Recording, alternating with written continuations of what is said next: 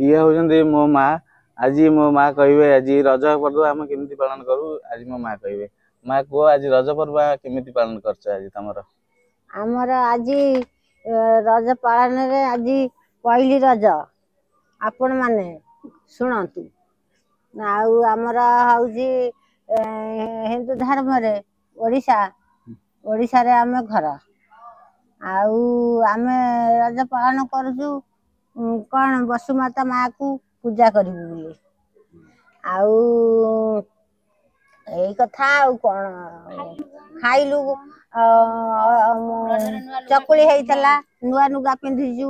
चकुली होता नड़िया भंगा है पिठा होता तापर सेठू सोला तरकारी होता उसुना भात आ खाई सत कथा छुई आलू भजा आंब लगे खाई कौन कह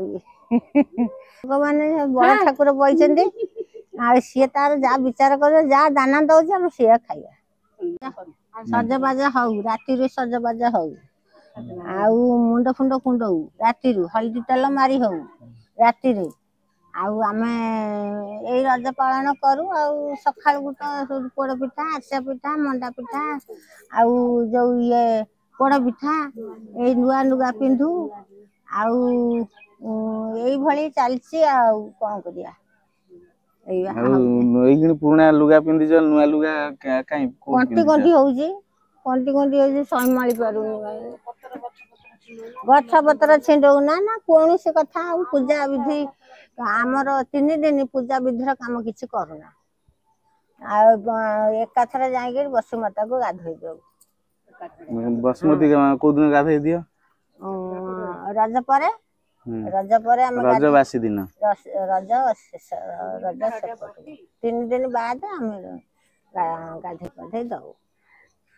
रजरे कौन कौन आज कौन तुम कर रजरे आज तो सब यही कथा कहली आ कौन कहली आज तुम कौन रांधि रजरे रांधि जाए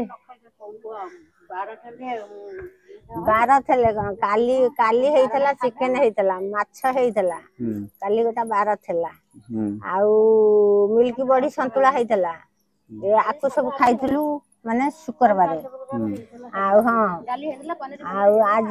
डालमा हो सोला तरकारी हो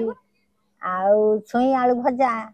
आंब आज सादा सब सादा खाइछु रज हूँ आम ओडिशार कृषि भित्तिक पर्व रजरे रज हूँ 3 दिन रज पालन करा जाए प्रथम रज मझी रज संक्रांति तृतीय रज है शेष रज चतुर्थ रज आमर ये बसुमती स्नान प्रथम रज दिन पिठा पिठा सब करती पोड़ पिठा काकरा पिठा पान रज पान बेसी महत्व अच्छी रज पर्व केमी पालन करती आज आम शुणा मो बो पाखु बहुत पुराना लोक सी कहे रज पर्व केमी पालन करती रज पर्व केमी पालन करती कह रज आम सब